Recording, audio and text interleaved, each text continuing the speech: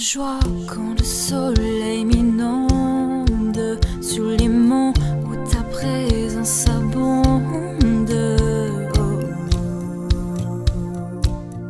Jésus, je te suivrai.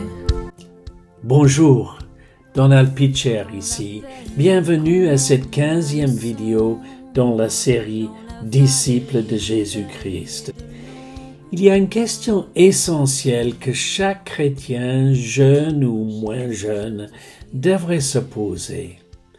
Y a-t-il un endroit où Dieu veut que je le serve?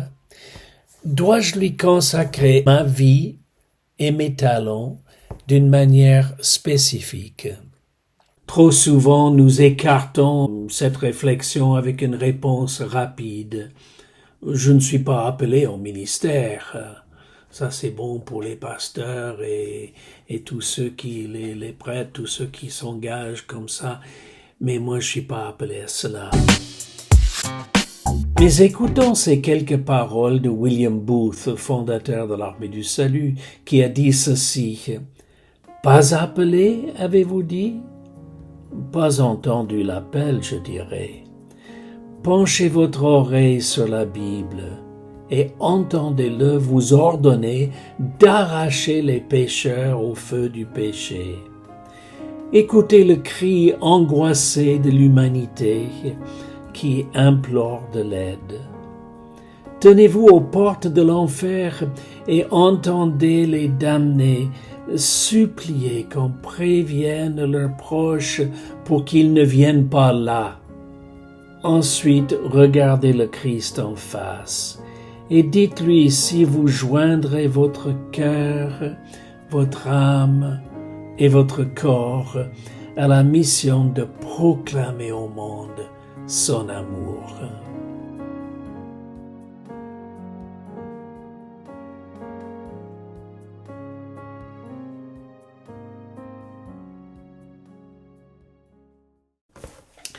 Face à ces mots puissants, posons-nous la question, suis-je prêt à répondre à l'appel de Dieu?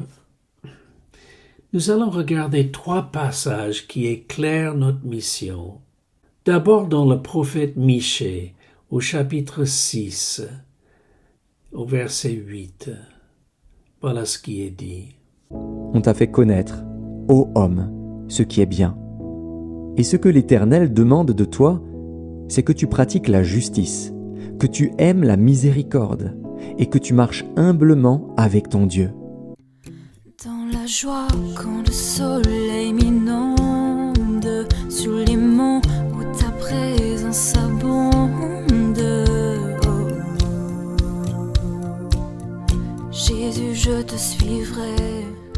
Voyez-vous, Dieu ne cherche pas des spectateurs, mais des hommes et des femmes engagés dans une vie de justice, de miséricorde et d'humilité. Écoutons un autre passage, cette fois-ci dans le prophète Ésaïe au chapitre 6, verset 8. J'entendis la voix du Seigneur disant, « Qui enverrai-je et qui marchera pour nous ?» Je répondis, « Me voici, envoie-moi. » Jésus, je te suivrai. Alors l'appel est lancé. La vraie question est, qui aura le courage de dire « Me voici, Seigneur, me voici ». Écoutons maintenant un 3e passage, cette fois-ci dans l'évangile de Matthieu, au chapitre 28, le dernier chapitre de son évangile, au versets 19 et 20. Écoutez ceci. Allez, faites de toutes les nations des disciples, les baptisant au nom du Père, du Fils et du Saint-Esprit, et enseignez-leur à observer tout ce que je vous ai prescrit. Et voici, je suis avec vous tous les jours, jusqu'à la fin du monde.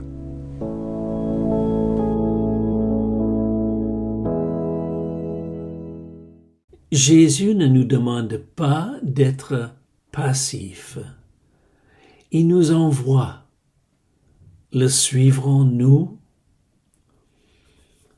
Nos églises, me semble-t-il, sont trop souvent remplies de spectateurs. On aime la communion fraternelle, on apprécie l'atmosphère, on aime beaucoup le moment de louange, mais parfois et souvent même, me semble-t-il, on passe à côté de l'essentiel, un engagement réel dans le service du royaume de Dieu.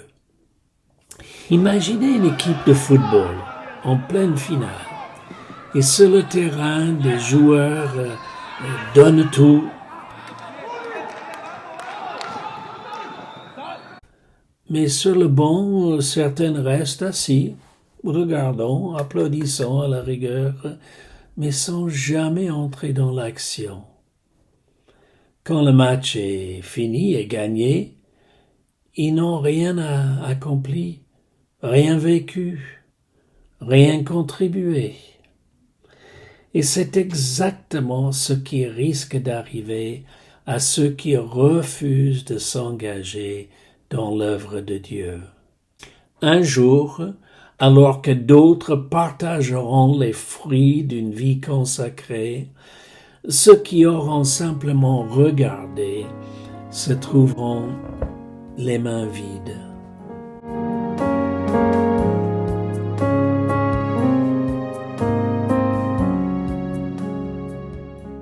Prenons un autre exemple. Une course de relais. Chaque coureur a un rôle à jouer.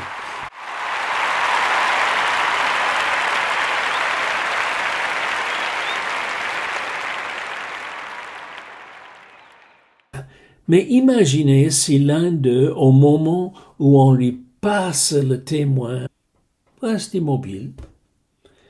Toute l'équipe en souffrirait. La course serait perdue.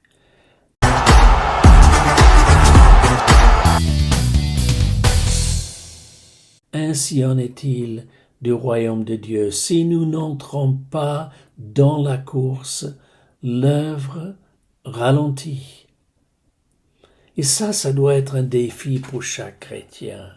Dieu ne cherche pas chez nous des talents exceptionnels. Il cherche des cœurs disponibles.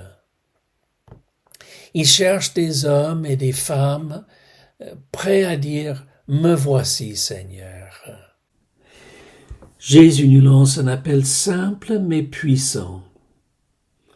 Que votre lumière luise devant les hommes, afin qu'ils voient vos bonnes œuvres et qu'ils glorifient votre Père qui est dans les cieux. Alors la question n'est pas de savoir si vous êtes appelé. La vraie question est, allez-vous répondre?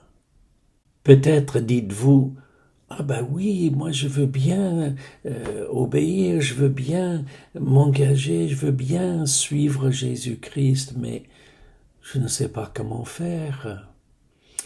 Alors laissez-moi vous suggérer, d'abord, mettez-vous à genoux et priez. Dites-lui au Seigneur, oui Seigneur, je suis prêt à te suivre, pas après pas, mais il faut que tu me conduises parce que je ne sais pas ce que tu voudrais de moi. Et si vous priez comme cela, et si vous croyez, Dieu répondra. Laissez-moi vous raconter quelque chose qui m'est arrivé il y a bientôt 50 ans au Québec. J'étais arrivé à un moment dans ma vie, dans mon ministère, où je sentais que c'était le moment pour changer, pour faire autre chose. J'étais fatigué et je suis allé devant le Seigneur. J'ai prié, j'ai supplié. Seigneur, ouvre-moi une porte. Seigneur, montre-moi ce que je dois faire. C'était pas évident. J'avais 2 petits-enfants à la maison, une épouse charmante, mais Que fallait-il faire? J'ai eu l'idée de passer un coup de téléphone à un ami, une connaissance plutôt, qui est devenu un ami, mais qui à l'époque c'était une simple connaissance que j'avais fait, un monsieur qui travaillait avec beaucoup d'organisations, beaucoup d'églises chrétiennes au Québec, qui connaissait des chrétiens un peu partout. Et je lui ai posé une question, j'ai dit, est-ce que vous savez s'il n'y a pas quelque part dans l'œuvre de Dieu au Québec où je pourrais être utile? Il m'a répondu ceci. C'est très étrange que vous m'appeliez justement maintenant, parce que je viens tout juste de raccrocher le téléphone. Il y a un pasteur francophone qui devait venir travailler pour nous. Nous avons vraiment besoin de quelqu'un qui parle le français. Et voilà, venez me voir. Je suis allé le voir. Et suite à l'entretien, il m'a engagé. Et pendant plusieurs années, nous avons eu la joie de travailler ensemble. Voyez, le Seigneur m'a conduit. Et le Seigneur vous conduira aussi. Faites-lui confiance. Dites-lui, Seigneur, je veux obéir. Je veux travailler avec toi si tu veux de moi. Oh, vous savez, c'est pas que le Seigneur a besoin de nous. Il n'a que de lever le petit doigt et la terre entière peut être renversée. Mais il désire que nous comptions sur lui, que nous nous donnions à lui, que nous le suivions avec joie et avec amour. Si vous êtes chrétien, est-ce que vous pouvez faire moins que cela? Suite à ce que le Seigneur a fait pour nous, est-ce qu'on peut faire moins que cela? Donnez vos dons, vous donnez vos talents au Seigneur et suivez-le. Qu'il vous bénisse, qu'il vous garde. À bientôt.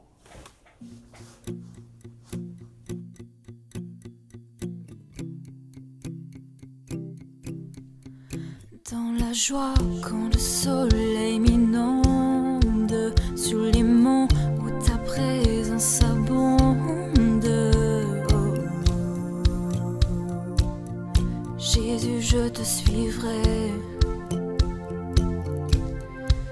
Dans la peine quand mon âme sombre, dans la vallée du deuil et de l'ombre. Oh. Jésus, je te suivrai. Car tu es mort pour moi. Je vivrai pour toi.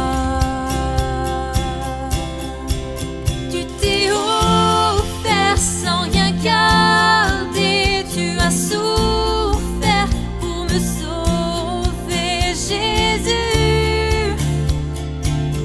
Jésus, je te suivrai. Je t'aimerai plus que la vie, te servirai malgré le prix. Oh, oh. Jésus, je te suivrai. Confiant quand ma foi est profonde, dans le doute quand ma paix semble fondre. Oh, oh, oh. Jésus, je te suivrai. Car tu es mort pour moi. Je vivrai pour toi. Tu t'es offert sans rien garder. Tu as souffert pour me sauver. Jésus, je te suivrai. Je t'aimerai